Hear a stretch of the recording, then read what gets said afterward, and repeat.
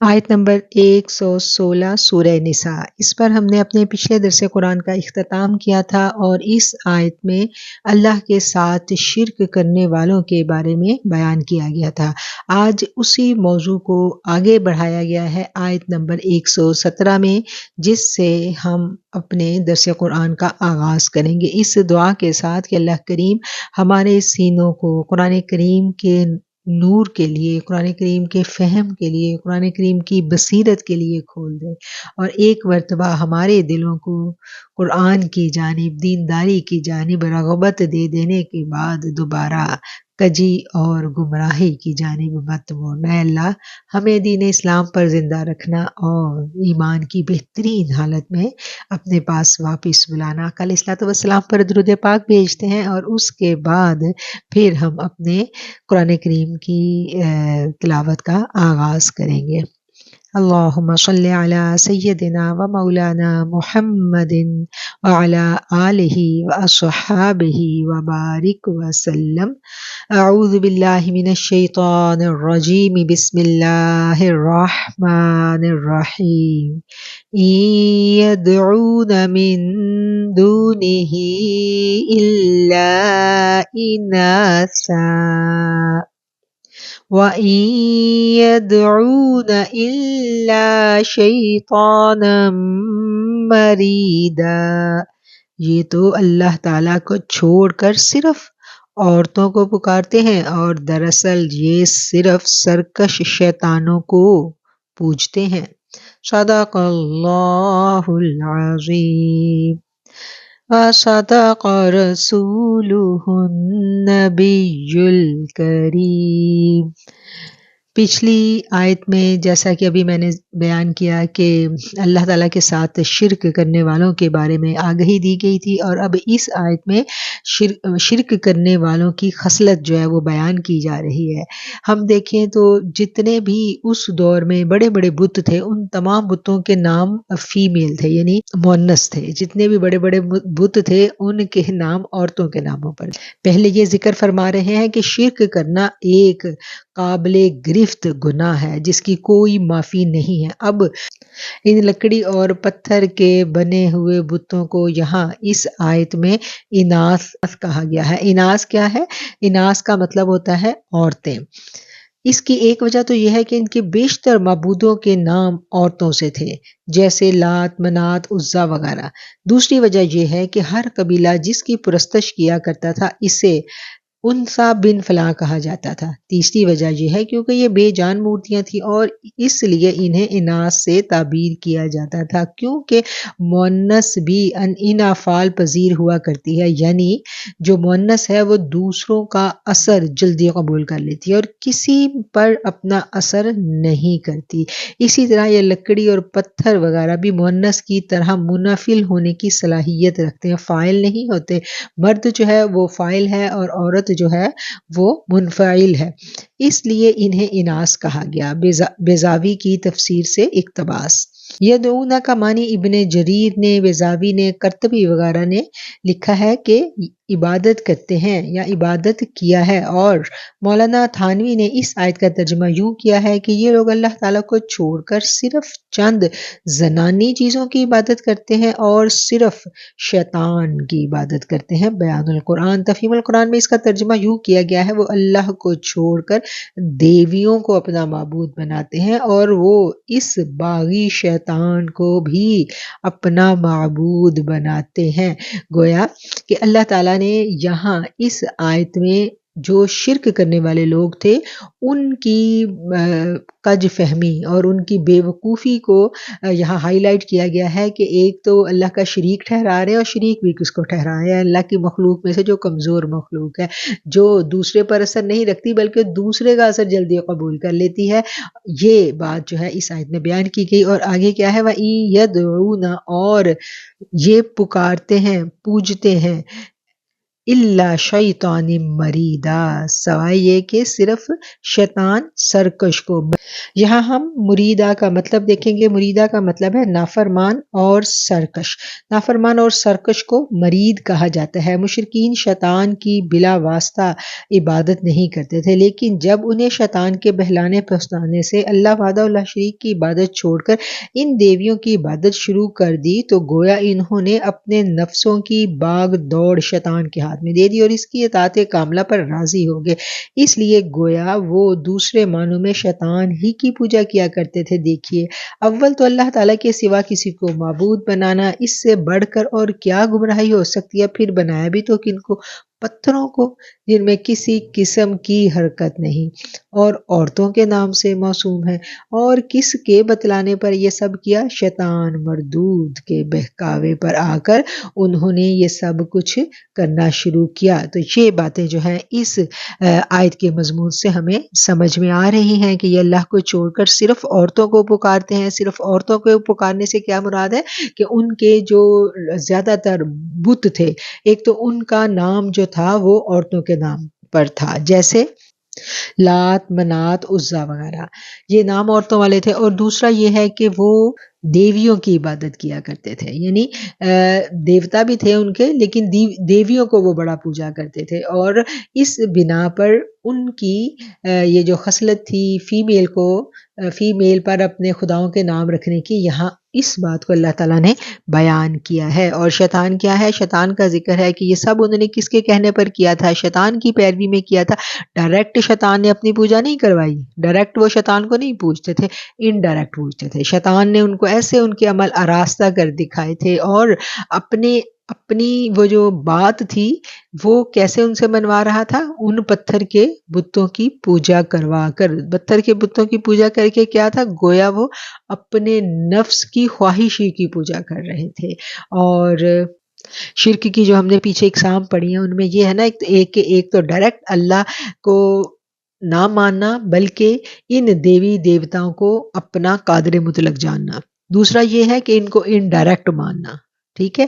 تو یہ کیا ہے کہ یہ سارے کے سارے جو طریقے ہیں کہ ایک تو ڈائریکٹ، ایک تو یہ کہ صرف اللہ جو ہے وہ تو ہے ہی، ہم اس کو تو مانتے ہیں، لیکن اس کے ساتھ ساتھ یہ جو بت ہیں یہ بھی کچھ نہ کچھ قوت رکھتے ہیں، یہ بھی کچھ نہ کچھ ہمارے لیے کر سکتے ہیں۔ اور اسی وجہ سے جو ہے وہ بہت زیادہ ہمیں محتاط رویہ اپنانے کی ضرورت ہوتی ہے۔ جب ہم کسی مینٹور کو، کسی پیر کو، کسی بزرگ کو ہم بیعت کرتے ہیں تو ہمارا کانسیپٹ ہمیشہ کلیئر ہونا چاہیے کہ ہم اگر کسی بزرگ کے ہاتھ پر ہم نے بیعت کی ہے تو ہم نے خدا نخواستہ اس کو اپنا خدا نہیں مانا۔ استغفر اللہ، نعوذ باللہ، مسلمان ایسا کبھی تصور بھی نہیں کر سکتا۔ جتنے بڑے بڑے بزرگان دین آئے ہیں، جن میں سر فہرست حضرت شیخ محی الدین سید عبد القادر جیلانی کا نام آتا ہے، حضرت علی حجویری کا نام آتا ہے، بابا فرید کا نام آتا ہے، یہ سب کے سب توحید کا درس دیتے تھے، توحید کا پرچار کرتے تھے۔ آج اتنی بڑی غلط فہمی پھیلا دی گئی ان بزرگان دین کے بارے میں معاشرے میں کہ خدا نخواستہ کہ جو ان کی تعلیمات کی پیروی کرنے والا ہے وہ شرک کا مرتکب ہو رہا ہے، ایسا قطعا نہیں ہے۔ ان بزرگوں کی تعلیمات پڑھ کے دیکھیں تو وہاں توحید کا پرچار کیا گیا ہے، اور انہوں نے اپنے فالوورز کو اللہ سے جوڑا۔ ایک صحیح ٹرو جو اللہ کا ولی ہوتا ہے وہ اپنی ذات کے ساتھ کبھی نہیں جوڑتا، اس کی ذات کے ساتھ محبت ضرور سب کرتے ہیں، اور وہ محبت جو ہے وہ کس لیے کی جاتی ہے؟ کیونکہ وہ اللہ کی قربتوں میں ہوتا ہے، اللہ کی دوستی میں ہوتا ہے۔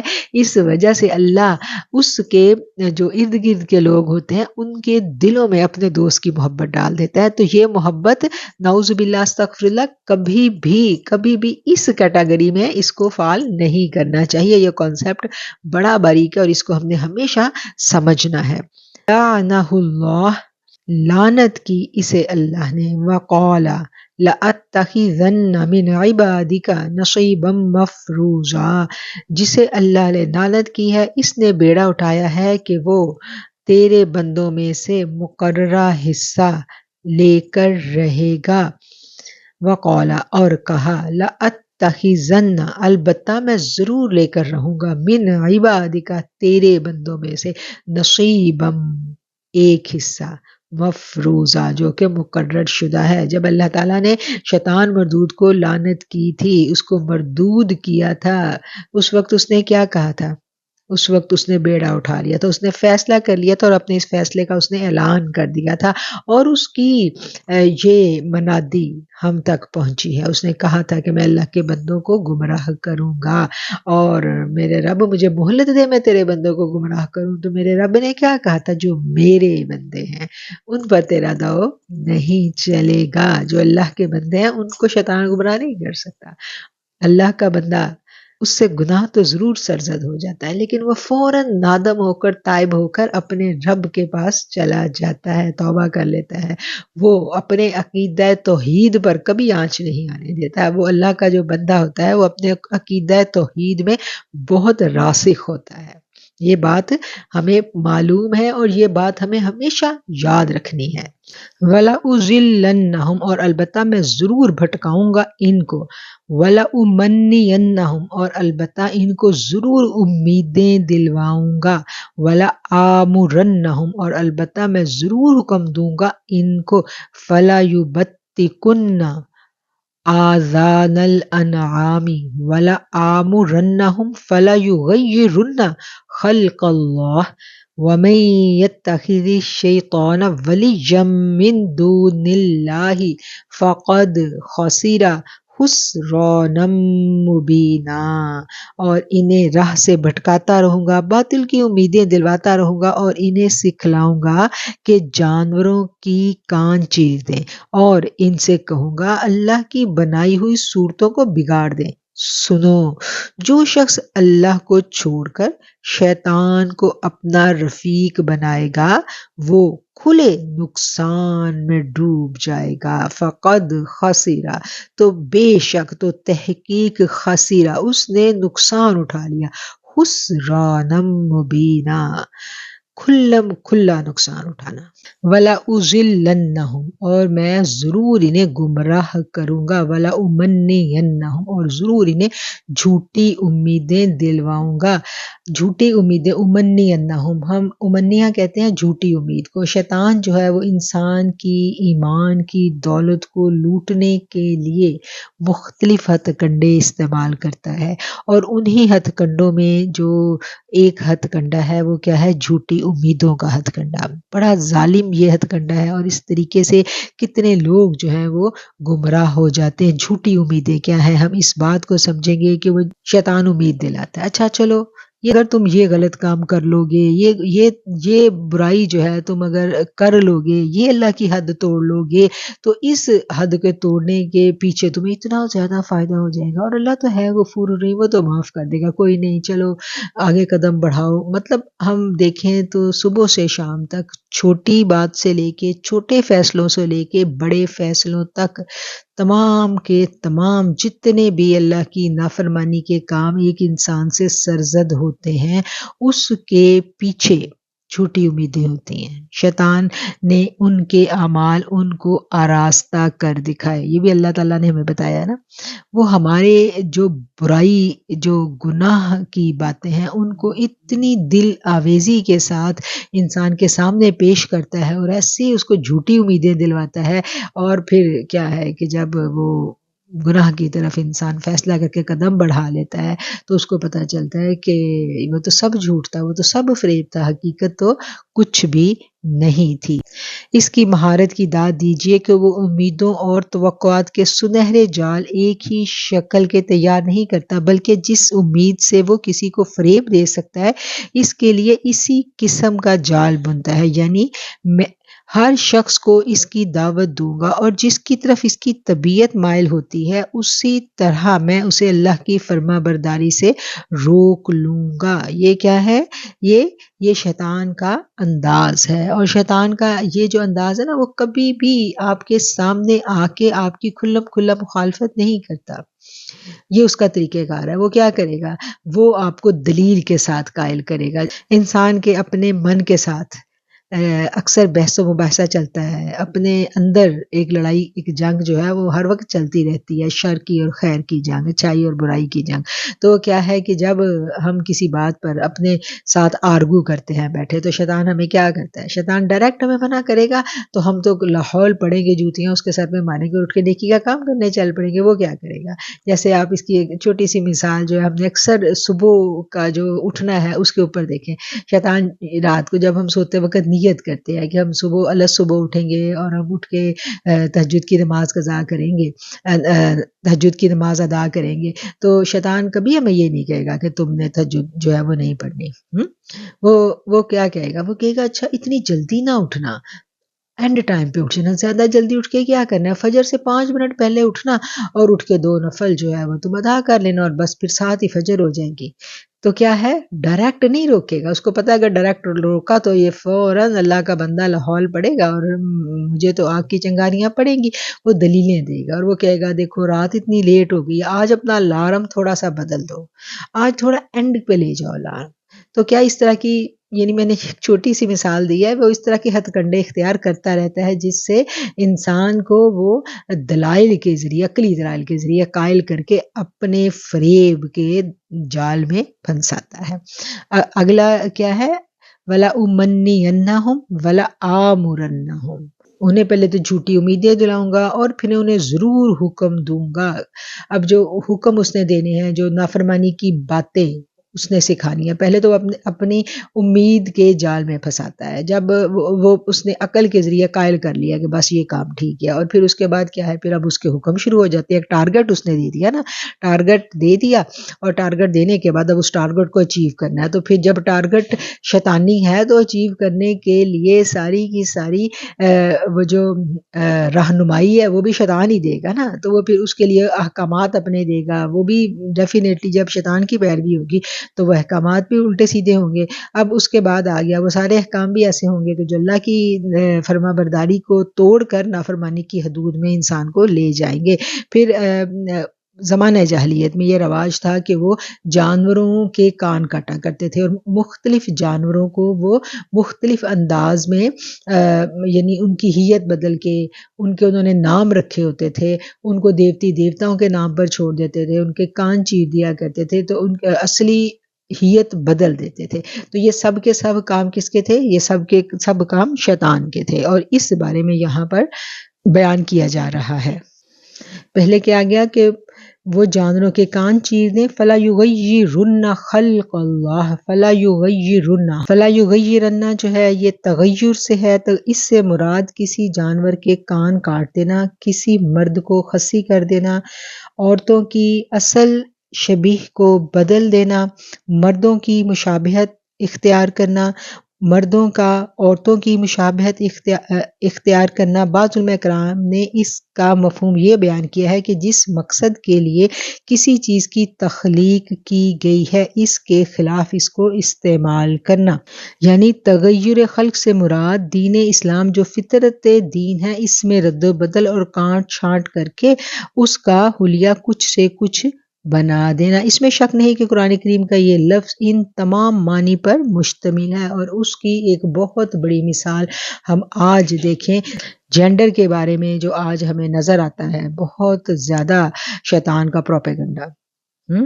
مرد اور عورت کچھ نہیں ہے، مرد جو ہیں وہ عورتیں بن رہے ہیں، اور عورتیں جو ہیں وہ اپنے آپریشن کروا کر مرد بن رہی ہیں، اور مرد جو ہیں وہ اپنے کانوں میں کوکے پہن کے اور اپنے بال لمبے کر کے عورتوں کی شبیہ اختیار کر رہے ہیں۔ آج تو یہ سب کھلم کھلا ہو رہا ہے، یہ سب کون سکھلا رہا ہے؟ یہ سب کس کی پیروی میں لوگ کر رہے ہیں؟ یہ ہمیں پتہ ہونا چاہیے۔ اللہ تعالیٰ نے جس طرح انسان کو تخلیق کیا، اگر کسی کو عورت بنایا تو عورت بنایا، اس عورت بننے میں ہی اس کی معراج ہے، جو اللہ تعالیٰ نے اس کے اوپر ذمہ داریاں ڈالی ہیں، جیسے اللہ تعالیٰ نے اس کو بنایا ہے، سجایا ہے۔ یہ اللہ کی خوبصورت تخلیق ہے انسان۔ لَقَدْ خَلَقْنَا الْإِنسَانَ فِي أَحْسَنِ تَقْوِيمٍ، خوبصورت ترین تخلیق ہے اللہ کی انسان، اور اس کو اپنی مرضی سے بدلنا، اس کی ہیت بدل دینا، یہ سب کا سب یقیناً اللہ کی اس خوبصورت تخلیق میں اپنی مرضیوں سے رد و بدل کرنا، یہ سب اللہ کو بڑا گراں گزرتا ہے، اور یہاں پر اللہ تعالیٰ نے اس کو اس بات سے منع کیا ہے۔ وَمَن يَتَّخِذِ الشَّيْطَانَ، اور جو کوئی شیطان کو اپنا دوست بنا لے گا تو پھر کیا ہے، وہ سری گمراہی میں چلا جائے گا۔ اور شیطان کو اپنا دوست بنائے گا کیسے؟ اللہ کو چھوڑ کر، اللہ کی باتوں کو چھوڑ کر۔ جب تک ہم اللہ کے احکامات کو نہیں چھوڑیں گے، شیطان ہم سے دوستی نہیں کرے گا۔ شیطان کب دوست بنتا ہے؟ جب شیطان دوست بنتا ہے تو پھر شیطان بڑی فیور بھی دیتا ہے نا۔ آج دیکھیں شیطان کی جو پیروکار ہیں، شیطان ان کی کتنی فیور کرتا ہے۔ تو سارے کا سارا میڈیا تو آج اسی کے ہاتھوں میں ہے نا۔ تو شیطان جب کسی کو اپنا دوست بنا لیتا ہے، پھر سب سے پہلے کیا کہتا ہے کہ اللہ کو چھوڑ دو، بس اب اپنی جو سول ہے وہ مجھے بیچ دو۔ اپنی روح بیچنی پڑتی ہے شیطان کی پیروی کرنے کے لیے، اپنا ایمان بیچنا پڑتا ہے، پھر وہ اپنی دوستی میں آپ کو قبول کرتا ہے۔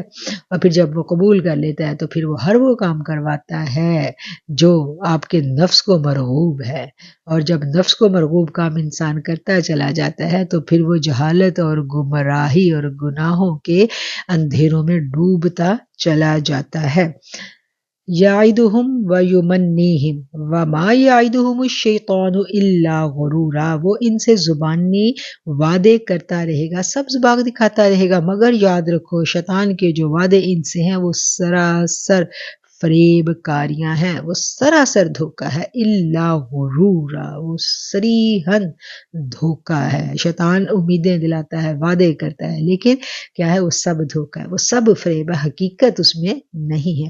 اولئک مأواہم جہنم وما یجدون عنہا محیصا، یہ وہ لوگ ہیں جن کی جگہ جہنم میں ہے، جہاں سے انہیں چھٹکارا نہیں ملے گا۔ والذین آمنوا وعملوا الصالحات، اور وہ لوگ جو ایمان لائے اور انہوں نے نیک عمل کیے، سندخلہم، ہم جلد ہی ان کو داخل کریں گے، جنات تجری من تحتها الانہار خالدین فیہا ابدا وعد اللہ حقا ومن اصدق من اللہ قیلا، اور جو ایمان لائے اور نیک عمل کیے ہم انہیں جنتوں میں لے جائیں گے جس کے نیچے نہریں بہہ رہی ہیں، جہاں سے عبدالآباد وہ رہیں گے، جہاں پر عبدالآباد یہ رہیں گے، یعنی ہمیشہ ہمیشہ یہ وہاں رہیں گے۔ یہ ہے اللہ کا وعدہ جو سراسر سچا ہے۔ اور کون ہے جو اپنی بات میں اللہ سے زیادہ سچا ہو؟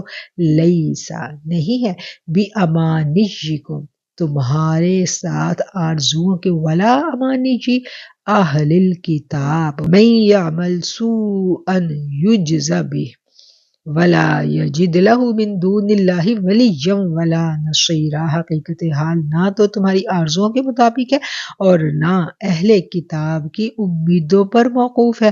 جو برا کرے گا اس کی سزا پائے گا، اور کسی کو نہ پائے گا جو اس کی حمایت و مدد اللہ کے پاس کر سکے۔ حقیقت کیا ہے وہ یہاں پر اللہ تعالیٰ بیان کر رہے ہیں کہ حقیقت یہ ہے کہ نہ تو تمہاری آرزوؤں کے مطابق سب کچھ ہوگا، اور نہ ہی جیسا کہ اہل کتاب امیدیں لگا کر بیٹھے ہوئے اس طرح سے سب کچھ ہوگا۔ سب کچھ کس طرح ہوگا؟ جس طرح میرا رب چاہتا ہے اور جس طرح میرے رب نے حکم دے دیا۔ حقیقت وہی ہے۔ اپنی خود سے جھوٹی امیدیں وابستہ کر لینا، خود ہی توقع کر لینا، جیسا کہ اہل کتاب توقع کر کے بیٹھے ہوئے تھے کہ ہم تو بخشی ہوئی روح ہیں، ہمارے پاس تو بہت وعدے ہیں اور ہم نے تو جانا ہی جنت میں ہے، جنتیں ہمارے لیے ہیں۔ تو کیا ہے کہ یہ ان کے جھوٹے وعدے تھے، اپنے آپ سے انہوں نے یہ فیصلے کر لیے تھے، ان کا حقیقت سے کوئی تعلق نہیں ہے۔ حقیقت کیا ہے؟ حقیقت وہی ہے جو اللہ خود بیان کرتا ہے، اور حقیقت یہی ہے کہ جو اللہ کی فرما برداری کرے گا اللہ اس کو جنتوں میں ڈالے گا، اور جو اللہ کی نافرمانی کرے گا پھر اس کے ساتھ اللہ کا کوئی وعدہ نہیں ہے۔ اللہ کے ساتھ جو اجر عظیم کا اور جنتوں کا جو وعدہ کیا گیا ہے اس وقت تک تم مستحق نہیں بن سکتے جب تک اللہ کی فرما برداری نہ کرو۔ اگر نفس کی فرما برداری کی، شیطان کی پوجا کی، شیطان کی رستے پر چلے اور پھر امید یہ رکھی کہ اللہ کے وعدے سچے ہو جائیں گے، تو ایسا نہیں۔ اللہ کا وعدہ ان لوگوں کے ساتھ ہے ہی نہیں جو نافرمانی کی روش اختیار کرتے ہیں۔ اللہ کا وعدہ تو ایمان والوں کے ساتھ ہے، اور یہی بات جو ہے اس مضمون میں بیان کی جا رہی ہے۔ اور مسلمانوں کے ساتھ اہل کتاب کے ذکر سے یہ پتہ چل رہا ہے کہ مسلمانوں کے سامنے ایک ایسی زندہ قوم کی مثال پیش کی جا رہی ہے جو صرف توقعات اور امیدوں کی آغوش میں پروردہ تھی۔ یہی لوگ جو تھے وہ ڈینگے مارا کرتے تھے کہ نحن ابناء اللہ احباؤہ، ہمیں دوزخ کی آگ نہیں جلائے گی، ہم تو افضل ترین امت ہے، اور زندگی کے وہ سنہرے لمحات ضائع کر دیتے تھے۔ یعنی نبی کریم صلی اللہ علیہ وآلہ وسلم تو اس وقت تشریف فرما تھے نا، وہ آ کے آپ کے ہاتھ پر اسلام قبول کر سکتے تھے، ان کے پاس موقع تھا، ان کے پاس وعدے تھی، لیکن کیا ہے کہ وہ فریب کاریوں میں مبتلا تھے، اور پھر وہ محروم رہ گئے اس چیز سے جو ان کو عطا کی جانے والی تھی۔ اور اس آیت میں مسلمانوں کے لیے کیا درس ہے؟ مسلمان جو ہے جو یہ کہانیاں بیان کرتا ہے قرآن اہل کتاب کی، پرانی قوموں کی، پرانی امتوں کی، ان سب کہانیاں بیان کرنے کا مقصد کیا ہوتا ہے؟ اللہ تعالیٰ کا ہماری تربیت کرنا مقصود ہوتا ہے کہ ہم جو نبی کریم صلی اللہ علیہ وآلہ وسلم کے پیروکار ہیں، ہم کہیں وہ غلطیاں نہ کر دیں جو ان لوگوں نے کی، جھوٹے فریب میں کہیں ہم بھی مبتلا نہ ہو جائیں، کہیں ہم بھی یہ نہ سوچ لیں کہ ہم نے تو رسول اللہ رحمت للعالمین صلی اللہ علیہ وآلہ وسلم کا کلمہ پڑھ لیا ہے اور ہم تو رحمت للعالمین کی امتی ہیں، اب ہم دوزخ میں کیسے جا سکتے ہیں؟ ہم تو رسول اللہ کی امتی ہیں، ہمارے لیے تو دوزخ کی آگ ہی حرام ہے۔ یہ تصور اسلام نے کہیں نہیں دیا۔ جب رسول اللہ کا کلمہ پڑھا ہے، پھر اللہ نے کیا کہا ہے؟ پھر اللہ نے کہا ہے کہ اب تم پورے کے پورے اسلام میں داخل ہو جائے، جب تم نے رسول اللہ کا دامن تھام لیا تو پھر ان کی اطاعت کرو، ان کی فرما برداری کرو، پھر کیا ہے؟ پھر لازم کر لو اپنے اوپر ان کی اطاعت اور فرما برداری، ان کی پیروی۔ اگر یہ لازم نہیں کی تو پھر کوئی وعدہ نہیں ہے۔ وعدہ کب ہے؟ وعدہ اس وقت ہے اللہ کا جنتوں کا جب ایمان والے پیروی کریں گے اللہ کی اور اس کے رسول کی۔ جب تک پیروی نہیں ہوگی، خالی خولی اقرار کر لینا زبان سے اور اس امید پہ رہنا کہ ہم تو مسلمان ہیں اور ہم لازمی جنتوں میں جائیں گے، اور پھر ساری زندگی ہم پیروی کریں شیطانوں کی اور نفس کی، تو ایسے لوگوں کے ساتھ اللہ کا کوئی وعدہ نہیں ہے۔ یہ بات ہمیں ذہن نشین کر لینی ہے کہ خالی جھوٹی امیدیں اور اپنے من میں سوچے ہوئے جو فریب ہے، ان امیدوں پر ہمیں جنت نہیں ملے گی، ان امیدوں پر بخشش نہیں ہے، ان امیدوں پر مغفرت نہیں ہے۔ وہ سب وعدے جو اللہ قرآن میں کر رہا ہے، ان سب وعدوں کے لیے ضروری کیا ہے کہ ہم ایمان کی کاملیت پر پہنچ جائیں۔ اللہ نے کہا تم ہی غالب رہو گے، مسلمانوں کو اللہ مخاطب کر کے کہہ رہا تم ہی غالب رہو گے اگر تم مومن ہو۔ یعنی غلبہ تو ہمیں چاہیے، لیکن غلبہ پانے کے لیے ہمیں ایمان کی کاملیت تک پہنچنا پڑے گا۔ مومن کا درجہ چھوٹا درجہ نہیں ہے، بہت بڑا درجہ ہے، اور یہ بات یہاں اس آیت پہ ہمیں ذہن نشین کروائی جا رہی ہے، اور قرآن بارہا وقتاً فوقتاً یہ مضمون ہمیں یاد دہانی کے لیے جو ہے ہمارے سامنے قرآن میں آتا رہتا ہے۔ وَمَن يَعْمَلْ، اور جو کوئی کرے گا عمل، من الصالحات، نیک، من ذکر او انثی، مرد ہو یا عورت، وہو مؤمن، اور وہ مومن بھی ہو، فاولئک یدخلون الجنۃ، تو یہی لوگ ہیں جو جنت میں داخل کیے جائیں گے، ولا یظلمون نقیرا، اور ان پر ایک تل کے برابر بھی ظلم نہیں کیا جائے گا۔ جو لوگ ایمان لائیں، مرد ہو یا عورت، وہ نیک عمل کریں، یقیناً ایسے لوگ جنتوں میں جائیں گے، کھجور کی گٹھلی کے شگاف کے برابر بھی ان کا حق نہیں مارا جائے گا، کھجور کی گٹھلی کے شگاف کے برابر بھی ان پر ظلم نہیں کیا جائے گا۔ اب پھر بات آ گئی کہ اگر ایمان لائیں، ایمان لانے میں مرد اور عورت برابر ہیں، ایمان لانے کے بعد نیک عمال کا ثواب مرد کو بھی اتنا ہی ملنا ہے، عورت کو بھی اتنا ہی ملنا ہے۔ ایسا نہیں ہے کہ اگر مرد قوام ہے تو اس کو ثواب زیادہ ملے گا، ثواب میں اللہ کے ہاتھ دونوں برابر ہیں۔ اور پھر ایسے لوگ جو ایمان بھی لائے ہیں اور انہوں نے نیک عمل بھی کیے ہیں، ابھی جو پچھلی آیت میں ہم نے پڑھا تھا کہ خالی ایمان کافی نہیں ہے، ایمان کے ساتھ پھر کیا ہے کہ پیروی بھی کرنی پڑے گی، اور پیروی کیا ہے؟ عمل الصالحات، کہ اپنے اعمال کو اللہ کی فرما برداری میں ڈھال لینا، یہ پیروی ہے۔ تو ایسا کرنے سے پھر کیا ہے؟ پھر ان لوگوں کے لیے جنتیں ہیں۔ وَمَنْ أَحْسَنُ، اور کون زیادہ اچھا ہے، دِینًا مِّمَّنْ أَسْلَمَ، وجہہ للہ وہو محسن واتبع ملت ابراہیم حنیفا واتخذ اللہ ابراہیم خلیلا۔ باعتبار دین کے اس سے اچھا کون ہے جو اپنے آپ کو اللہ کے تابع کر دے اور ہو بھی نیکوکاروں کے ساتھ، یہی یکسوئی والے ہیں، ابراہیم کے دین کی پیروی کر رہا ہو اور ابراہیم علیہ السلام کو اللہ تعالیٰ نے اپنا دوست بنا لیا ہے۔ آیت 125، اس آیت کے ترجمے کو ہم دیکھیں تو اللہ تعالیٰ کا انداز سوالیہ ہے کہ اور کون بہتر ہے دینی لحاظ سے اس شخص سے جس نے جھکا دیا اپنا چہرہ جھکا دیا کا مطلب کیا ہوتا ہے کہ جس نے فرما برداری اختیار کی اللہ کے لیے، اور وہ احسان کرنے والا ہو۔ جو اللہ کا فرما بردار ہوتا ہے اس کی صفت یہاں کیا بیان کی گئی ہے کہ وہ احسان کرتا ہے۔ احسان کرنا کیا ہے کہ وہ احسان کرتا ہے اپنے اوپر بھی اور ارد گرد والوں پر بھی۔ وہ فرما برداری میں پھر کیا کرتا ہے کہ وہ فرما برداری میں مخلوق خدا کے لیے نفع دینے والا بن جاتا ہے۔ اور ایسے لوگ کون ہیں؟ یہی لوگ نیکوکار ہیں جن کے لیے لفظ استعمال ہوتا ہے نیکوکار۔ اللہ کے نیک بندے کون ہوتے ہیں؟ اللہ کے نیک بندے اللہ کے لیے اپنا حق چھوڑ دینے والے ہوتے ہیں، اور جو اللہ کے لیے اپنا حق چھوڑ دے اسی کو کیا کہا جاتا ہے؟ اسی کو احسان کرنے والا کہا جاتا ہے۔ وَهُوَ مُحْسِنٌ، اور وہ احسان کرنے والا ہو اور پیروی کی ملت ابراہیم کی، اس حال میں کہ وہ ہر باطل سے منہ موڑے ہوئے ہو۔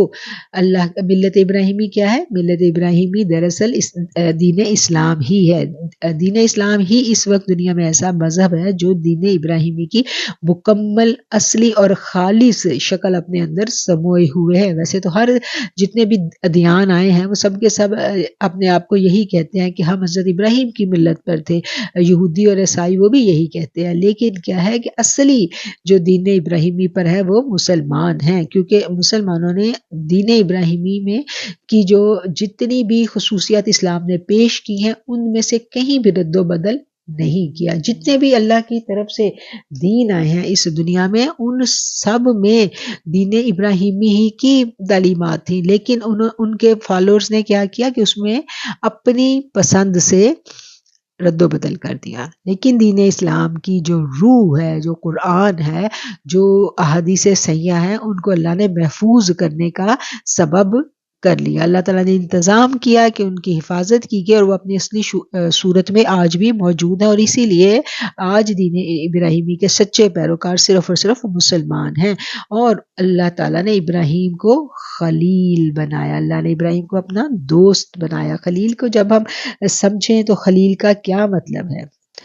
خلیل کا لفظ حبیب اور محب پر بولا جاتا ہے جس کے دل میں اپنے محبوب کی محبت ہو، بس، اور ایسی محبت کہ جو اس کے دل میں بس جائے۔ ایک تو محبت کرنا اور پھر اس محبت پر کامل ہو جانا، اس کو کیا کہا جاتا ہے؟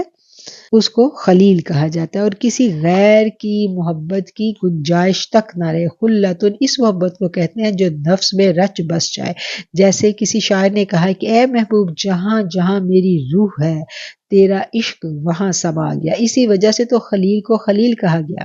اب اس آیت کو ہم دیکھیں تو اس آیت کا جو خلاصہ ہے وہ یہ ہے کہ جو اللہ تعالیٰ کی فرما برداری کرے گا، اس طرح فرما برداری کرے گا جیسے حضرت ابراہیم خلیل اللہ نے کی، تو پھر اللہ تعالیٰ اس کو اپنا دوست بنا لے گا۔ اور اللہ تعالیٰ نے کیا خوب حق ادا کیا تھا حضرت ابراہیم سے اپنی دوستی کا، کہ آج تک ہم ہر نماز میں حضرت ابراہیم پر بھی درود بھیجتے ہیں، اور آج تک مسلمان جو ہے اس کے اوپر جو فرائض ہیں، صاحب استطاعت پر حج فرض ہے، اور حج جو ہے یہ پوری کی پوری حضرت ابراہیم خلیل اللہ کی یاد ہمیں دلاتا ہے، بیت اللہ شریف حضرت ابراہیم کی یاد ہمیں دلاتا ہے۔ تو کیا دوستی کا حق اللہ تعالیٰ نے ادا کر دیا حضرت سیدنا ابراہیم علیہ السلام کے ساتھ۔ وَلِلَّهِ مَا فِي السَّمَاوَاتِ وَمَا فِي الْأَرْضِ وَكَانَ اللَّهُ بِكُلِّ شَيْءٍ مُحِيطًا۔ آسمان اور زمین میں جو کچھ ہے سب اللہ ہی کا ہے، اللہ تعالیٰ ہر چیز کو گھیرنے والا ہے، اللہ تعالیٰ ہر چیز کا احاطہ کیے ہوئے ہے۔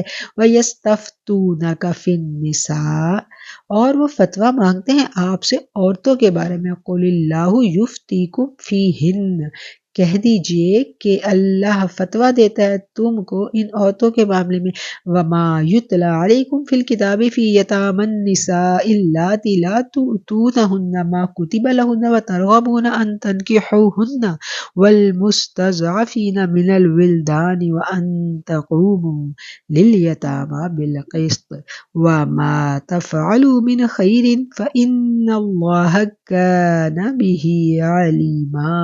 آپ سے عورتوں کے بارے میں حکم دریافت کرتے ہیں، آپ کہہ دیجئے خود اللہ ان کے بارے میں حکم دے رہا ہے، اور قرآن کی وہ آیتیں جو تم پر ان یتیم لڑکیوں کے بارے میں پڑھی جاتی ہیں جنہیں ان کا حق مہر مقرر تم نہیں دیتے، اور انہیں اپنے نکاح میں لانے کی رغبت رکھتے ہو، اور کمزور بچوں کے بارے میں، اور اس بارے میں کہ یتیموں کی کارگزاری انصاف کے ساتھ کرو، تم جو نیک اعمال کرو گے بے شک اللہ تعالیٰ اسے پوری طرح جاننے والا ہے۔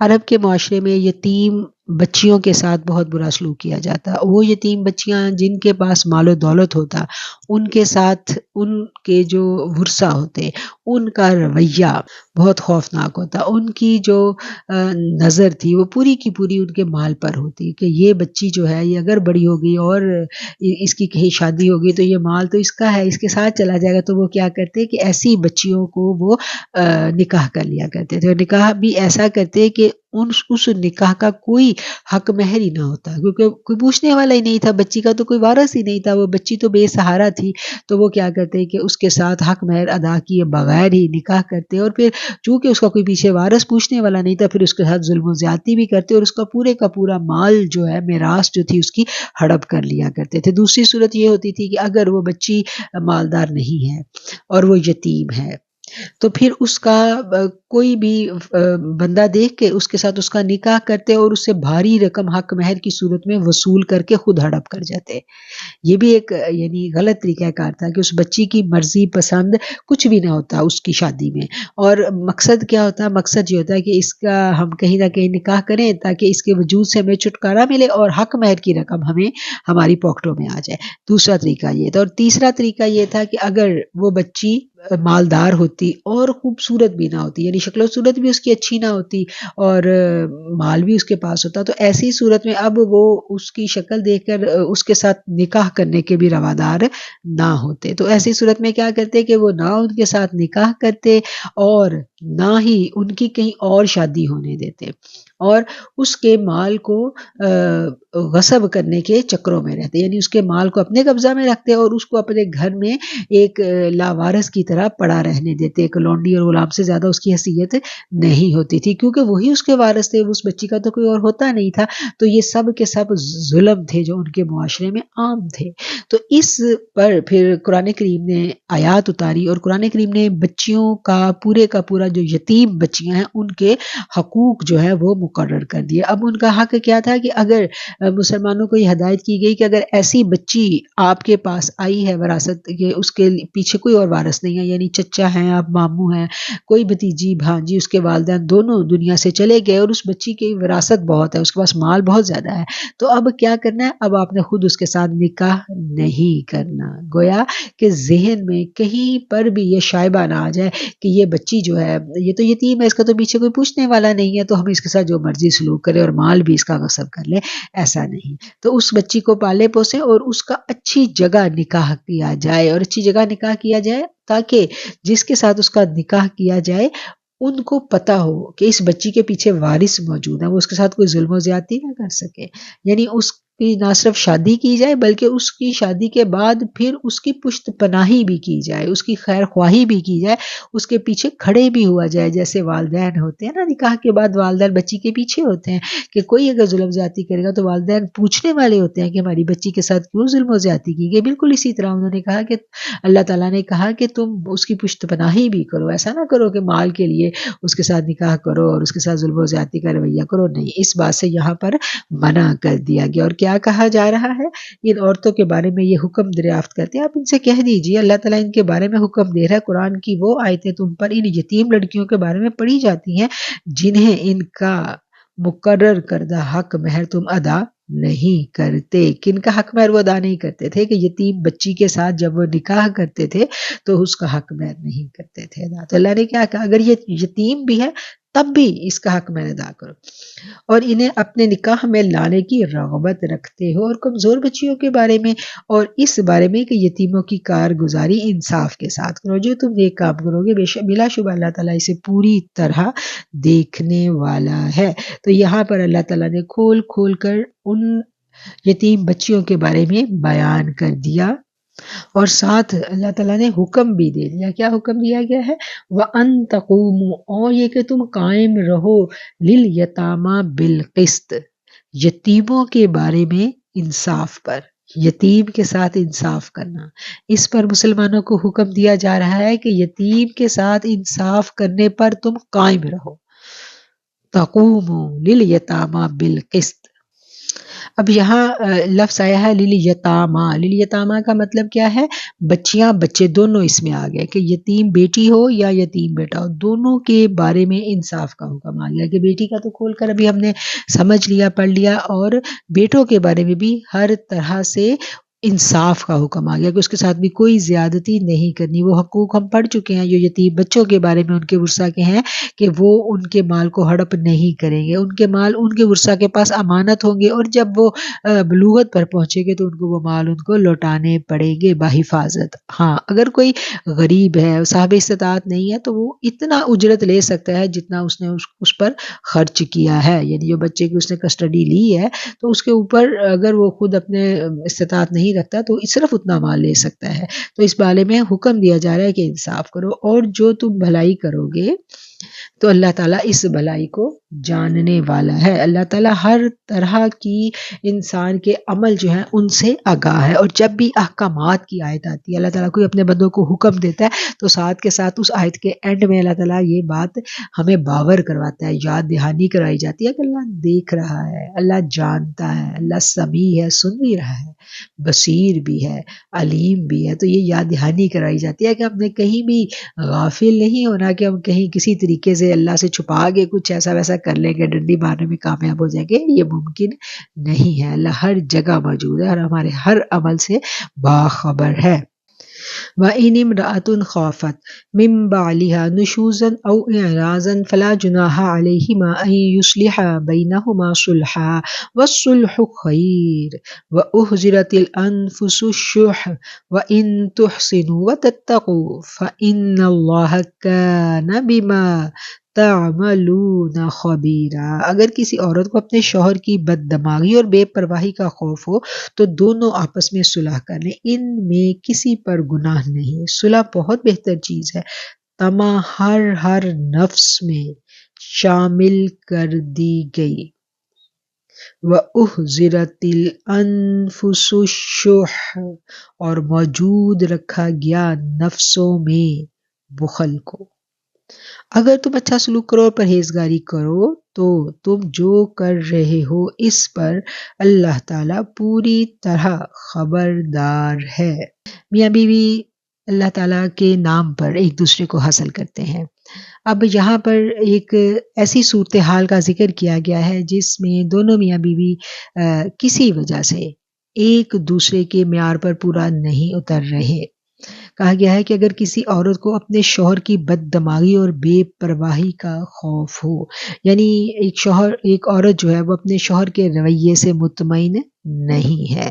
اب اس کو اللہ تعالیٰ نے حق دیا ہے، وہ چاہے تو اس شوہر سے آزادی لے سکتی ہے، اس کو طلاق لینے کا حق حاصل ہے. لیکن ایسے میں اگر وہ عورت صلح کا رویہ اختیار کرتی ہے، اس کی بد مزاجی کو، اس کی بے پرواہی کو، ان سب چیزوں کو برداشت کرتی ہے اور صبر کے ساتھ اسی مرد کے ساتھ زندگی گزارنے کا فیصلہ کرتی ہے، تو ایسے میں کیا ہے کہ اللہ تعالیٰ نے کہا ہے کہ اگر وہ ایسا کر لیں، یعنی آپس میں صلح کر لیں، تو اس میں کسی پر کوئی گناہ نہیں ہے. آپس میں صلح کر لیں، اور صلح ہی والصلح خیر، اور صلح ہی دونوں کے لیے بہتر ہے. یعنی آئیڈیل سچویشن نہیں ہے، مصالحت کا رویہ اختیار کیا، اللہ تعالیٰ کے حکم کی خاطر یعنی میاں بیوی کی آپس میں آئیڈیل سچویشن نہیں ہے. بہت ساری ایسی باتیں ہیں جس کی وجہ سے بیوی کو یہ لگ رہا ہے کہ وہ اس شوہر کے ساتھ اس کا رہنا مشکل ہے، لیکن وہ کیا کرتی ہے کہ وہ صلح کا رویہ اپناتی ہے، کسی بھی وجہ سے وہ مصالحت اختیار کر لیتی ہے. تو اللہ تعالیٰ کیا فرما رہے ہیں کہ صلح بہتر ہے، یعنی اس کو حق حاصل ہے، وہ اس سے آزادی حاصل کر سکتی ہے لیکن صلح بہتر ہے. اچھا، اب یہ معاملہ دونوں طرف ہوتا ہے. سم ٹائم عورت جو ہے اس کے لیے بدمزاج شوہر کو برداشت کرنا آسان نہیں ہوتا. بدمزاج بھی ہو اس کو، مطلب وہ خوشی اور وہ مقام، وہ محبت اپنے شوہر سے نہیں مل رہی جو اس کا حق ہے. اس کے باوجود وہ مصالحت کا رویہ اختیار کرتی ہے، صلح کرتی ہے اور اپنی زندگی جو ہے اسی شوہر کے ساتھ گزارنے کا فیصلہ کر لیتی ہے. تو اللہ کیا کہہ رہا ہے کہ صلح بہتر ہے. اب یہی معاملہ سم ٹائم دوسری طرف ہوتا ہے. شوہر جو ہے اس کو اپنی بیوی کی کچھ باتیں نہیں پسند ہوتی، وہ چاہتا ہے، یعنی کسی اور عورت میں اس کو دلچسپی ہے. یہ معاملہ یعنی دونوں طرف ہے، ادھر بھی ہو سکتا ہے ادھر بھی ہو سکتا ہے. تو تب کیا رویہ اختیار کرنا ہوگا اور کون سی وجوہات ہوتی ہیں جس کی بنا پر یہ سب حالات جو ہیں وہ ہمارے سامنے آتے ہیں. اور اگر کوئی عورت خوف کرے اپنے خامن سے اس کی زیادتی کا یا روگردانی کی وجہ سے، تو نہیں ہے کوئی حرج دونوں پر کہ وہ صلح کر لیں، اور صلح ہی ان دونوں کے لیے بہتر ہے. بعض اوقات بیوی دائم المریض ہوتی ہے یا بانجھ ہوتی ہے یا اس کی شکل و صورت مرد کو پسند نہیں ہوتی، یا اس کا مزاج تند و تیز ہوتا ہے، یا عمر کی زیادتی کی وجہ سے وہ مرد کے لیے مرغوب خاطر نہیں رہتی اور مرد یہ چاہتا ہے کہ اس کو طلاق دے دے اور کسی دوسری عورت سے شادی کر لے، یا کسی کو 2 بیویاں ہیں اور وہ ان میں سے ایک مذکورہ بالا وجوہات کی بنا پر اس کے لیے وبال جان بن گئی ہے اور وہ اسے طلاق دینے کا ارادہ کر رہا ہے.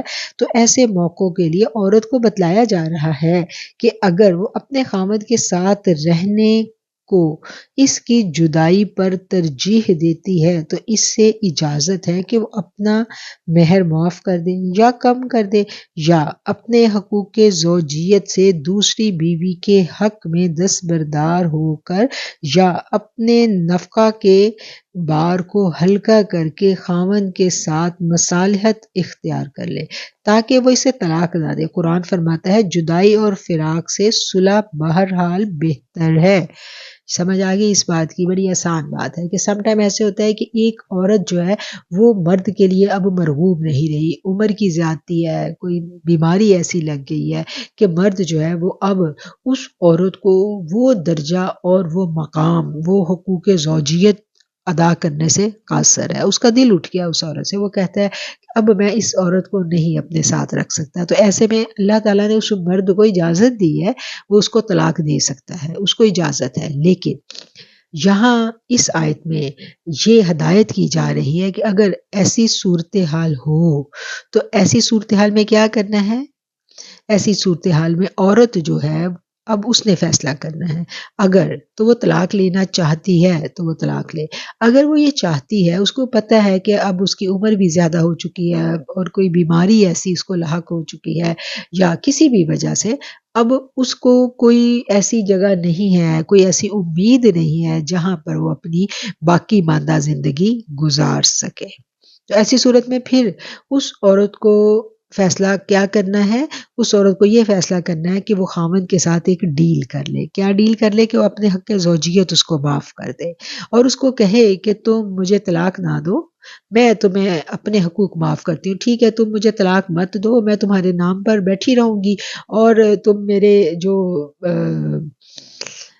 نان نفقہ جو ہے اس کی ذمہ داری تم اٹھاتے رہو، میں باقی کے حقوق تمہیں معاف کرتی ہوں. تم چاہے تو دوسری شادی کر لو اور وہ تمہاری دوسری بیوی ہے تو تم اس کے ساتھ رہائش اختیار کر لو اور مجھے اپنے نام پر بٹھائے رکھو اور میں ایسے ہی خوش ہوں، میں ایسے ہی رہوں گی. تو ایسا وہ عورت کر سکتی ہے، یہ ڈیل میاں بیوی کے درمیان ہو سکتی ہے. اور پھر اللہ تعالیٰ نے یہاں فرما دیا کہ صلح بہتر ہے. اگر ایسا ہے، اگر ایسی صورتحال ہو جائے تو پھر کیا ہے؟ پھر صلح کا رویہ اختیار کرنا چاہیے. اور صلح کا رویہ یہی ہے کہ وہ عورت جو ہے وہ ڈیل تبدیل کر لے اور اس مرد کو اجازت دے دے کہ وہ اس کے حقوق کے بارے میں برابری کا رویہ اس کو معاف کر دے. یعنی ویسے تو یہ نا کہ اگر 2 بیویاں ہیں تو مرد کے لیے لازم ہے کہ وہ ان دونوں میں بالکل برابر سلوک کرے، ایک جیسا نان نفقہ، ایک جیسا وقت دونوں کو دے. اگر وہ ایسا نہیں کرے گا تو وہ گناہ گار ہے. لیکن اب یہاں پر معاملہ آ گیا کہ بیویاں تو 2 ہیں، لیکن ایک بیوی جو ہے کسی وجہ سے اب مرد کی پسندیدہ نہیں رہی، مرغوب نہیں رہی. کوئی بھی وجہ ہو سکتی ہے، زیادہ عمر، بیماری، اینی ہو، بھانجپن، کوئی بھی ایسی وجہ ہے جس کی وجہ سے اب وہ بیوی اس جگہ پہ آ گئی ہے کہ مرد چاہتا ہے کہ اس کو طلاق دے دے. تو ایسی صورت میں پھر عورت اس کے ساتھ ڈیل کر لے کہ تم مجھے طلاق نہ دو، میں نے اپنے حقوق معاف کیے، تم چاہے تو دوسری عورت کے ساتھ ہنسی خوشی زندگی بسر کرو، لیکن یہ ہے کہ میں تمہارے نام پر اپنی باقی زندگی گزارنا چاہتی ہوں، جو ضروری لوازمات ہیں زندگی کے وہ تم مجھے دیتے رہو اور بس. تو ایسی صورت میں یہ صورت جو ہے وہ اختیار کر سکتی ہے، یہ اس عورت کے اوپر ہے، وہ چاہے تو کر سکتی ہے. پھر آگے اللہ نے بتا دیا کہ یہ بہتر ہے. وَالصُّلْحُ خیر، اور صلح میں ہی خیر ہے، صلح میں ہی بہتری ہے، دونوں کے لیے بہتری ہے. کیونکہ اب صلح میں کیا ہو گیا کہ مرد بھی احسان کے رویے پہ آ گیا، مرد جو ہے اس کے اوپر بھی وہ بار نہیں رہا کہ وہ اگر برابری نہیں کرے گا تو خدا نخواستہ وہ گناہ گار ہے. دونوں کے لیے اسی میں بہتری ہے. وَأُحْضِرَتِ الْأَنفُسُ الشُّحَّ، اور موجود رکھا گیا ہے نفسوں میں بخل. نفس کا بخل کیا ہے؟ یعنی نفس جو ہے یہ ہمارے اندر موجود ہے. نفس کا بخل یہ ہے کہ کوئی بھی شخص، خواہ وہ مرد ہو یا عورت، اپنے فائدے سے دستبردار ہونے میں بہت بخیل ہے. وہ اس بات کو بخوشی گوارا کرنے کے لیے بہت ہی کم آمادہ ہوتا ہے، کیونکہ یہ احسان کا رویہ اپنانا آسان نہیں ہوتا. تو یہ اگر کر لو اس طرح تو اللہ نے کہا بہتری ہے، اور اگر نہ کرو تو گناہ نہیں ہے. اگر الگ ہونا چاہتے ہو تو ہو جاؤ، لیکن اگر صلح کر لو تو وہ بہتر ہے. وَإِن تُحْسِنُوا وَتَتَّقُوا، اور اگر تم احسان کرو اور تقوی اختیار کرو، فَإِنَّ اللَّهَ كَانَ بِمَا تَعْمَلُونَ خَبِيرًا، تو اللہ تعالیٰ ہر اس چیز سے باخبر ہے جو تم کر رہے ہو. وَلَن تَسْتَطِيعُوا أَن تَعْدِلُوا بَيْنَ النِّسَاءِ وَلَوْ حَرَصْتُمْ فَلَا تَمِيلُوا كُلَّ الْمَيْلِ فَتَذَرُوهَا كَالْمُعَلَّقَةِ وَإِن تُصْلِحُوا وَتَتَّقُوا فَإِنَّ اللَّهَ كَانَ غَفُورًا رَحِيمًا. تم سے یہ تو کبھی نہیں ہو سکے گا کہ اپنی تمام بیویوں میں ہر طرح سے عدل کرو، گو تم اس کی کتنی ہی خواہش اور کوشش کر لو، اس لیے بالکل ایک ہی کی طرف مائل ہو کر دوسری کو ادھر لٹکتی ہوئی مت چھوڑو. اور اگر تم کرو اور تقوی اختیار کرو تو بے شک اللہ تعالیٰ بڑی مغفرت اور رحمت والا ہے. وَلَن تَسْتَطِيعُوا، اور ہرگز نہیں، تستطیعوا، تم اس بات کی استطاعت رکھتے. پھر وہی بات آ جاتی ہے، کیا وہی نہ جانے گا جس نے پیدا کیا؟ وہ پیدا کرنے والا ہے، وہ انسان کی تخلیق کا مالک ہے. اس کو پتہ ہے کہ یہ انسان جو ہے اس کے نفس میں کون کون سی باتیں مرغوب ہیں اور کن باتوں کو یہ ناپسند کرتا ہے، اور کون کون سے عمل یہ بآسانی کر سکتا ہے. یہاں اللہ تعالیٰ اپنے بندوں سے مخاطب ہو کر کہہ رہا ہے، یہاں مخاطب کون سے بندے ہیں؟ جو ایک سے زیادہ شادیاں کرنے والے ہیں. تو اس میں پھر احکامات بڑے سخت ہیں. تو اللہ نے کیا کہا ہے کہ بالکل 2 بیویاں اگر کرنی ہے تو ان میں انصاف کے ساتھ رہو، بالکل انصاف.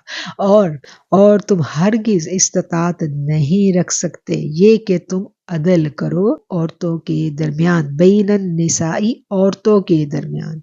اب مردوں کو خبردار کیا جا رہا ہے کہ تم اس کی طاقت نہیں رکھتے کہ پورا انصاف کر سکو اپنی بیویوں کے درمیان، اگرچہ تم اس کے بڑی خواہش مند بھی ہو، یعنی تم چاہتے ہو کہ تم انصاف کر لو گے، اللہ کہہ رہا ہے لیکن تم کر نہیں سکو گے. یعنی جب بیویاں ایک سے زائد ہوں گی تو ہر حیثیت میں آپس میں مساوی نہیں ہوں گی، شکل و صورت، صحت، بیماری، خوش خلقی، بد خلقی، یہ تمام باتیں جن کی وجہ سے دلی محبت اور انس یکساں نہیں ہو پائے گا. اس فطری چیز کا اعتراف کرتے ہوئے جو انسان کے بس سے باہر ہے، اسے حکم دیا گیا کہ ایسا نہ کرے کہ ایک ہی بیوی میں کھو کر رہ جائے. اگر اس بیوی کی طرف اس کا اس کا جو دل ہے اس کا میلان زیادہ ہے، یعنی ایک بیوی کے ساتھ اس کو محبت زیادہ ہے، یا ایک بیوی باقی بیویوں سے زیادہ خوبصورت بھی ہے، سمجھدار بھی ہے، اس میں ایسی کوالٹیز ہیں کہ اس کی طرف رغبت زیادہ ہے، تو اس کے بارے میں تنبیہ کی جا رہی ہے کہ ایسا نہ ہو کہ ایک ہی بیوی میں کھو کر رہ جاؤ اور دوسری کے تمام حقوق کو نظر انداز کر دو اور اسے معلق بنا کر رکھ دو، بلکہ اس کی باری کے دن اور نفقہ وغیرہ میں مساوات ملحوظ رکھو، کیونکہ اگر دل کا میلان تمہارے اختیار میں نہیں ہے تو یہ امور تو تمہارے اختیار میں ہے۔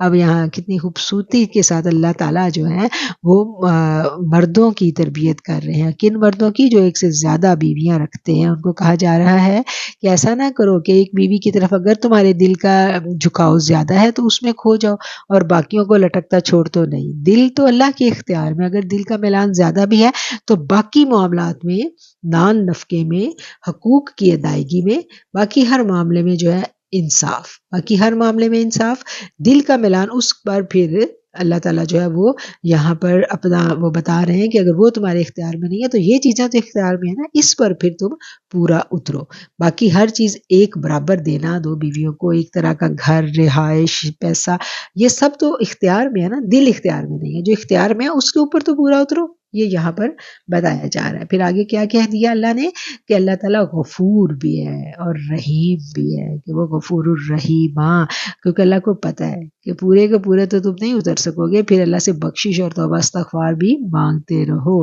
سرکشی پر آمادہ نہ ہو جاؤ۔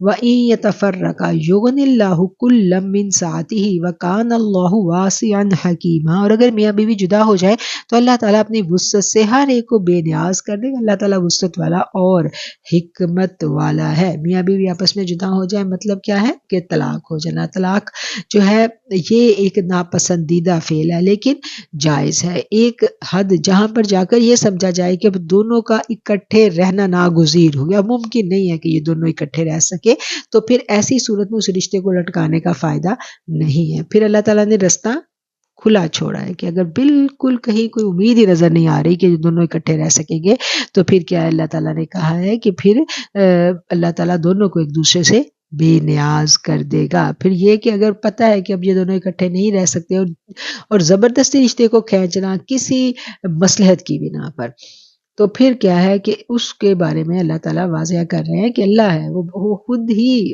اچھے سبب کر دے گا، مطلب یہ ہے کہ اگر طلاق ہو جاتی ہے تو اللہ تعالیٰ ہو سکتا ہے کہ اس عورت کو اس سے بہتر شوہر دے دے، اللہ تعالیٰ ہو سکتا ہے کہ اگر وہ بیوی بد مزاج تھی، اس بیوی کی وجہ سے طلاق ہوئی ہے تو ہو سکتا ہے اس مرد کو بہت اچھی بیوی مل جائے، اللہ پرانی سے بے نیازی دے دیتا ہے، یعنی اگر میاں بیوی جدا ہو جائیں گے، مطلب ان میں اگر طلاق ہو جائے گی تو اللہ تعالیٰ اپنی وسعت سے ہر ایک کو بے نیاز کر دے گا، یعنی دونوں کو اللہ تعالیٰ ایک دوسرے سے بے نیاز کر دے گا اور دونوں کے لیے زندگی کے نئے رستے جو ہیں وہ کھل جائیں گے، اور اللہ تعالیٰ وسعت والا اور حکمت والا ہے۔ اب دیکھیں جیسی بات کا حکم آ رہا ہے نا، اینڈ جو آیت کا اینڈ ہے اس میں اللہ کی ویسا ہی صفاتی نام آ رہا ہے، جہاں پیچھے بات آئی تھی کہ انصاف پورا نہیں کر سکو گے تو ساتھ ہی غفور الرحیم آ گیا، یہاں بات آ گئی ہے کہ اللہ وسعت والا ہے تو یہاں ہی اللہ کی وسعت والا اسم آ گیا کہ واسعا حکیمہ، وہ حکمت والا بھی اور وسعت والا بھی ہے۔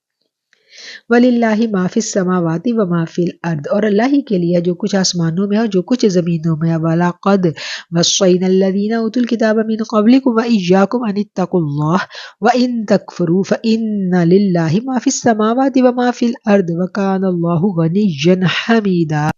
زمین اور آسمان کی ہر چیز اللہ تعالیٰ ہی کی ملکیت میں ہے، اور واقعی ہم نے ان لوگوں کو جو تم سے پہلے کتاب دیے گئے تھے اور تم کو بھی یہی حکم کیا ہے کہ اللہ سے ڈرتے رہو، اور اگر تم کفر کرو تو یاد رکھو کہ اللہ تعالیٰ کے لیے ہے جو کچھ آسمانوں میں ہے اور جو کچھ زمین میں ہے، اللہ تعالیٰ بہت بے نیاز اور تعریف کیا گیا ہے۔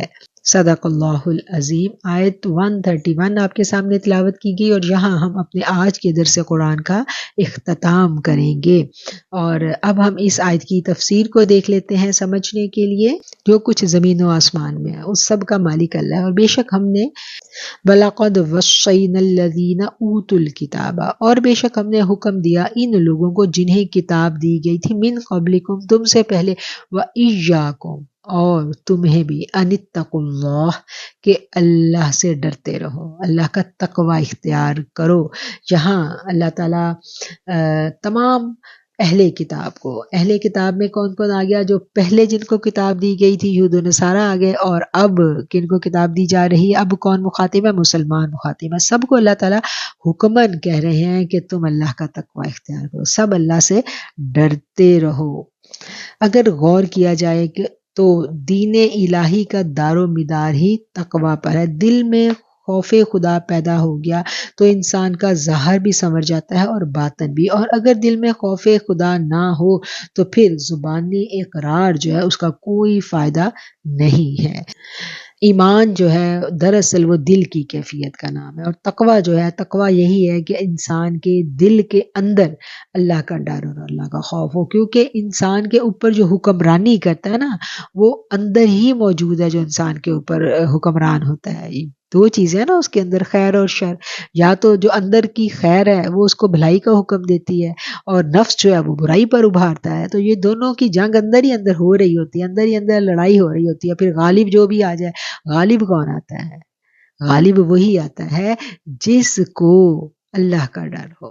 جب دل میں تقوی موجود ہوگا تو پھر کیا ہے کہ پھر انسان اپنے اندر کی ہر طرح کا جو شر، برائی، بخل جو بھی اس کے اندر موجود ہے وہ اس پر اوور کم کر لے گا، اور یہی تمام جتنے بھی مذاہب ہیں ان کا ایسنس یہی ہے، ان کا خلاصہ یہی ہے کہ اللہ سے ڈرتے رہو، اور اللہ کا ڈر ہی ایسی چیز ہے کہ جو انسان کو صراط مستقیم پر رکھتا ہے۔ خالی زبانی اقرار جو ہے نا اس کا کوئی فائدہ نہیں ہے۔ زبانی کلمہ ہر کوئی پڑھ گا، دل دا کلمہ کوئی ہو۔ تو اسی بات کو صوفیہ کرام نے اپنے انداز میں کہا ہے کہ زبان سے کلمہ پڑھ لینا تو بڑا آسان ہے، لیکن دل کا کلمہ کوئی کوئی پڑھتا ہے۔ اور اسی ضمن میں علامہ اقبال نے کیا خوب کہا ہے، خرد نے کہہ بھی دیا لا الہ تو کیا حاصل، خرد نے کہہ بھی دیا لا الہ تو کیا حاصل، دل و نگاہ مسلمان نہیں تو کچھ بھی نہیں۔ یعنی اصل یہ ہے کہ انسان کا دل مسلمان ہونا چاہیے۔ جب دل میں دین اسلام داخل ہو جائے گا تو پھر نگاہ بھی بدل جائے گی۔ پہلے تو اللہ کا تقوی اختیار کرنے کا حکم دیا جا رہا ہے آیت کے پہلے حصے میں، اور اگلے حصے میں کہا جا رہا ہے وَإِن تَكْفُرُوا، اور اگر تم تکفرو کفر کرو گے۔ اللہ کفر کیا ہے؟ کفر کا مطلب ہوتا ہے انکار کر دینا۔ اہل عرب مدت سے رسم و رواج کے پابند چلے آ رہے تھے، اور اپنے ان رسم و رواج کو چھوڑ دینا ان کے لیے آسان کام نہیں تھا، اور توحید پرستی ان کے لیے ایک بہت بڑا چیلنج تھا۔ کہاں اتنے سارے خانہ کعبہ کے اندر ہی انہوں نے اتنے بت رکھے ہوئے تھے، اتنی بت پرست قوم، اتنے سارے بتوں کو، ایک بت بھی نہیں کتنے سارے بتوں کو پوجنے والوں کو جب صرف ایک خدا کی عبادت کا کہا جائے تو سوچیں کہ ان کے اوپر کیا گزری، انہوں نے کتنی بڑی مطلب ایک تبدیلی تھی جو ان کے اندر آ رہی تھی، اور اسی تبدیلی پر پھر ان کو متنبہ کیا جا رہا ہے کہ جب تم نے دین اسلام کو قبول کر لینا ہے تو پھر ان کے قواعد و ضوابط کی پابندی میں تمہارا ہی دین اور دنیا دونوں کا فائدہ ہے۔ اگر تم اس کی سرتابی کر کے اپنی جہلانہ رسوم کی پابندی کرو گے تو اپنا ہی نقصان کرو گے۔ وَإِن تَكْفُرُوا، اگر تم کفر کرو گے، کس سے کفر کرو گے؟ انکار کرو گے اس دین سے جو تمہارے آگے پیش کیا جا رہا ہے۔ آیت کے دوسرے حصے میں کہا جا رہا ہے وَإِن تَكْفُرُوا، اور اگر تم کفر کرو گے فَإِنَّ لِلَّهِ، تو بے شک اللہ ہی کے لیے ہے جو آسمانوں میں ہے اور جو زمین میں ہے، اور وہ غنی ہے، بے پرواہ ہے، اور بے حد خوبیوں والا ہے۔ اب اللہ نے اپنا پیغام تمہارے سامنے رکھ دیا، چاہو تو اس کو قبول کر لو، اور اگر نہیں قبول کرو گے، انکار کرو گے تو اللہ بے پرواہ ہے، اللہ کی مرضی، اللہ اپنی فرما بردار بندے لے آئے گا۔ اللہ نے تو اپنا پیغام، اپنا نام اس سرزمین پر قائم رکھنا ہے نا، تو اس کے لیے اللہ اور بندے لے گا۔ اللہ کے پاس بندوں کی کمی نہیں ہے، اللہ تو بے پرواہ ہے۔ اللہ تو تمہیں کہتا ہے کہ تم آ جاؤ میری دعوت کی طرف، قبول کر لو، اور پھر اختیار تمہیں دیتا ہے۔ زبردستی اللہ کچھ بھی نہیں کرواتا۔ جو اللہ کے نام ہیں اس میں یہ نام بڑا اہم ہے کہ اللہ غنی ہے، اللہ بے نیاز ہے، اللہ محتاج نہیں ہے، اللہ کو ہماری ضرورت نہیں ہے، ہمیں اللہ کی ضرورت ہے۔ ہم تک پیغام پہنچا تو ہم نے لپک کر بڑھ کر اس پیغام کو قبول کرنا ہے، ہم نے اللہ کی فرما برداری اختیار کرنی ہے۔ اگر ہم نافرمانی کریں گے تو اللہ کہتا ہے میں تو بے نیاز ہوں، غنی حمیدہ، اور اللہ بے نیاز ہے اور ہر تعریف کا مستحق اور خوبیوں والا ہے۔ حمیدہ کے بہت سارے معنی جو ہے ہمیں ہر انداز میں سمجھنے ہیں، خوبیوں والا ہے، تعریفوں کا مستحق ہے اور بے نیاز بھی ہے۔ جو کچھ بھی زمین و آسمانوں میں ہے سب کچھ اللہ ہی کے ملکیت ہے، اور جتنے بھی لوگ اس دنیا میں آتے ہیں ان تک اللہ اپنا پیغام ہر دور میں پہنچاتا رہا ہے، اپنے ہر دور میں نبی بھیجتا رہا ہے، رسول بھیجتا رہا ہے، اللہ کا پیغام پہنچاتے رہے، اور پھر اللہ کا جو پیغام قبول کر لے سو کر لے، اور جو نہیں قبول کرے گا تو پھر اللہ کہتا مجھے اس کی پرواہ بھی نہیں اگر وہ نہیں کرتا، اور تمام خوبیوں کا مالک میرا رب ہی ہے۔ صدق اللہ العظیم۔ آیت نمبر 131، یہاں ہم نے اپنے آج کے درس قرآن کو مکمل کیا۔ اب ہم جتنی آیات آج پڑھی ہیں ان تمام آیات کا ایک مرتبہ بامحاورہ ترجمہ پڑھ لیتے ہیں۔ آیت نمبر 117، 117 نمبر آیت سے ہم نے شروع کیا تھا، ہم 117 نمبر آیت کا ترجمہ دیکھیں گے۔